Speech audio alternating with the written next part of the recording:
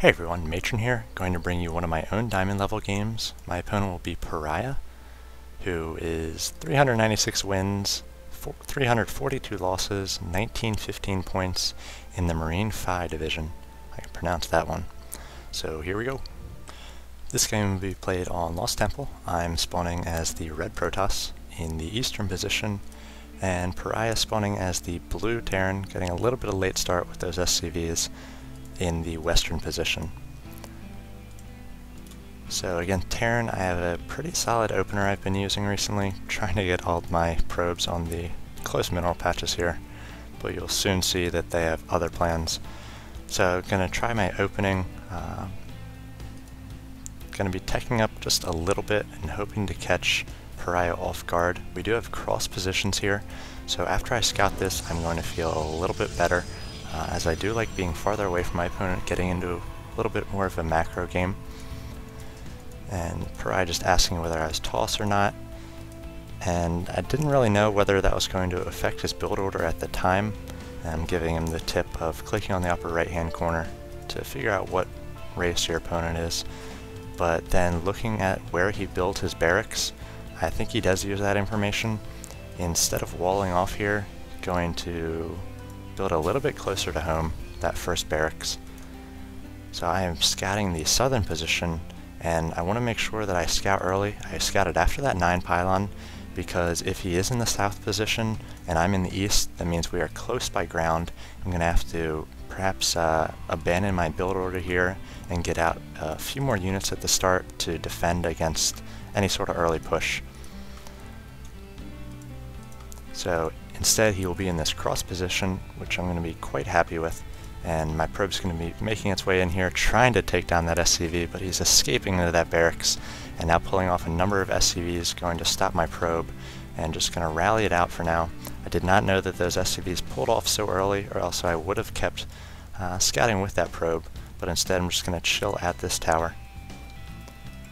Placing down my second pylon is a good position for it. You want to be able to have sight down here if he moves any units, and you also want to be able to warp in on the low ground and the high ground as well. So I got up an assimilator and my gate, now getting down a cybernetics core.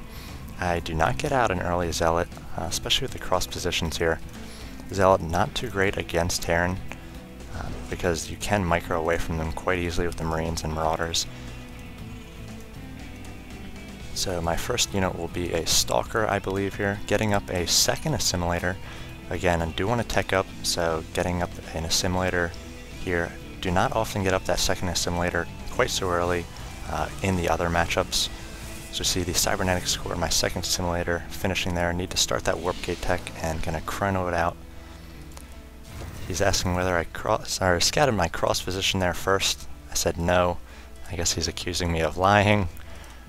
But I did send out my scout after the 9 pylon. You can send it out a little bit later after the 12 or 13 gateway, but on the 4-player map here, the 4 starting positions, wanted to make sure that I knew exactly where he was, so I could be comfortable with my strategy. So I have these gas up and working, getting up a second gateway, and need to start pushing out some units out of this first gateway.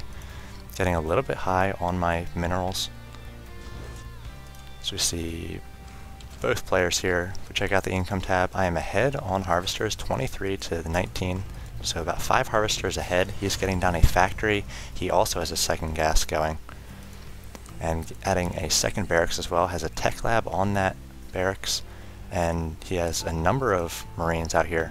So I tried to poke in for another scout with my probe and made it all the way to the bottom of his ramp. Saw these Marines and had to pull back. And that's one of the big complaints for Protoss right now, is that you can get that initial scout in on your opponent, but once he gets those Marines up at the ramp, that you're not able to get a secondary scout until your observer comes up, and that requires the robotics bay, a good bit of tech, whereas Zerg can sack an overlord, or the Terran player can do a scan sort of around the 5 or 6 minute mark. So that's something that Protoss doesn't have. Doing attack move all around the outside of my base. I want to make sure that he does not have a hidden SCV, and I do not want him to be scouting this Dark Shrine, as that is the tech path I am going to choose here. Looks like he's added a Marauder, and he's also getting up a starport, so that's complete. He's got tech labs on pretty much everything at this point, so apparently he's never heard of a reactor, a 4th tech lab going down, and getting up a Ghost Academy, so he's going to have almost everything open up to him here. Besides battle cruisers, I guess. Need a fusion core for that, but with that Ghost Academy, going to be able to get up Ghosts very good against Protoss, something I'm not really going to be prepared of, as I do not have the Templar Archives yet, so I'm not going to be able to feed back those Ghosts if he does use them, and Ghosts are also able to decloak units with that EMP, so if he can get an EMP off on my Dark Templar, it's going to drop their cloak. I'm doing a great job on my my energy use off that Nexus, aren't I? It's all the way filled on purple. I do have Stalkers in the mineral lines in case there's any sort of Banshee play, and I have a Stalker at the top of my ramp just to deny any sort of scouting. I also have both of the towers in the middle, as well as this proxy pylon, so I'm feeling pretty good about my vision and map control at this point. And finally getting up those darks off my 3 gates, and gonna come into his base here. You do not want to attack move into his base. They're going to take swipes at those Marauders, and he's going to know that they're there, and perhaps be able to catch them. I want to try to catch him when he does not have any energy. I do see that he is down to just 6 energy, but he does have a Raven out, but it's kind of not very good reaction. Now pulling back with that Raven, going to try to do as much damage as I can with these few darks against these SCVs, but again, I saw that Raven, and my heart kind of dropped. Not really used to people getting out Ravens this quickly, but I was able to take down 7 or 8 of those SCVs, so he's down to 14 SCVs compared to my 29, and now trying to rally these units around. Raven's a little slow to keep up with him, and at this point I get greedy. I do not know where that Raven is, and I'm thinking, I'll just lighten his army up a little bit, but that Raven comes at the exact right time and is able to clean up these last few Dark Templar, so I could have made it out, and I really wish I had. He throws down an auto turret, so wasting a little bit of energy, overkill there. He's not going to have enough to throw down a point defense drone, so I was happy about that, and he is happy that he was able to clean that up, getting that Raven out. Not something you see often that early. My second step to this build, and again, you always want to have a second step to any sort of build.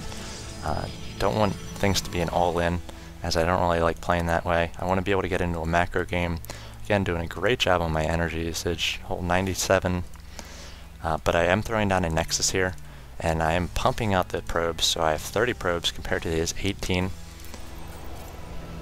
and he's going to want to save energy here for a scan if that Raven does go down, so I might want to lighten his mule usage there. He is keeping up in the economy, but once I do a transfer down to here, it's going to be tough for him to keep up with the 2 mining bases. At this point, I'm getting a lot of Zealots, and that's because I transitioned into Zealot speed as well.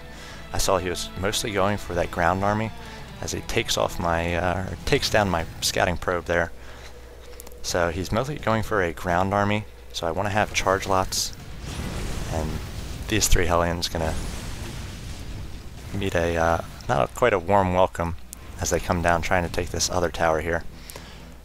So I do know that he's possibly preparing to push out. I'm going to try to get a dark and position him in the back of the natural here to make sure I know the timing of that natural. At this point I'm feeling pretty good. I know he's on the 1 base, so I have 2 bases. If we look at the economy, go probe, go. I'm up to about 1,000 minerals per minute compared to his 600, and that is because he is so light on the SCVs. I was able to take down the 7 or 8, and he's just now pumping them out. He's also focusing on a lot of different tech. He's getting out Ghosts, Hellions, the Raven here, a number of Marines and Marauders. If we check out the Army tab, I'm actually ahead just based on my Zealots here, which are now charge lots, 2,400 to the 2,000. But he does have this Raven, and again, I decided to go for Zealots and charge because I did know that Raven was on the field, and point defense drones so good against Stalkers, especially if 2 even armies are meeting and you have a point defense drone and you're able to take the advantage at the start of the battle and whittle down his numbers. As the battle progresses, you're just going to be able to take such a huge advantage. So point defense drone, really OP, and also because of the Raven, I'm getting out some Phoenix. So I want to be able to take down his Raven quickly, and now he's pushing out with a potpourri of units here, a few Hellions, and need to pull back these units to join the rest of my army, as well as Medivacs, a Raven, And then I believe he also has some Banshees on the way. Yes, one is creating right now, so I'm pulling back, trying to macro up, adding a few Dark Templar to the mix, as I know if I'm able to focus down the Raven, the Dark Templar are going to be able to have a field day. He's probably still spending his energy. I'm going to poke him with the Phoenix. They're quite fast, and with those shields, going to be able to do a lot of damage to the Terran units. He does have a number of SCVs with him, so he's got 6 SCVs here, so his income should be suffering quite a bit. I'm up to 1,200 per minute compared to his 500. He does not have another base up, so this is sort of an all-in attack for him. Going to engage right here, see a number of good EMPs, a lot of shields going down, but these charge lots are going to make quick work of the Marines and Marauders. He's trying to micro back. The Phoenix were able to take down that Raven so quickly and able to finish up the Medivacs and the Banshees as well. And if we look at the Army tab, 2,700 compared to his 350, and I'm chasing these units down with impunity. So now coming into his main with these Phoenix, just want to see what he has, and he's cursing that Expo that I had up. But at this point in the game, 15 minutes in, you should really expect your opponent to have an expansion, and I'm not sure why he doesn't have an expansion at this point. So just sort of chatting here as I finish up his army, pulling back my units here as I do talk to him.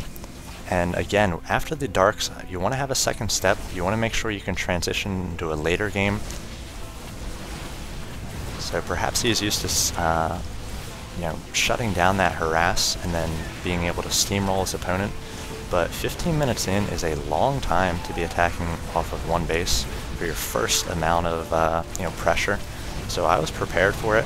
I had enough time to get up the Phoenix and the charge lots. If he had pushed out shortly after my Darks hit the field, he might have been able to take me down. But I think in this point he's just teching up too much. See, he has the factory, the starport, the Ghost Academy, and basically had a few of every single unit, which can be good sometimes, as all the units do have strengths. But when it really costs you an army advantage, because we were pretty even there, and most of my army countered his pretty well, it's not that great to tech up. If he had just had another Rax instead of that factory producing those Hellions and brought 8 to 10 more Marines, that might have been enough firepower to take me down. Instead, he's going to lose this one, throw out the GG, and I give him a GG in chat afterwards.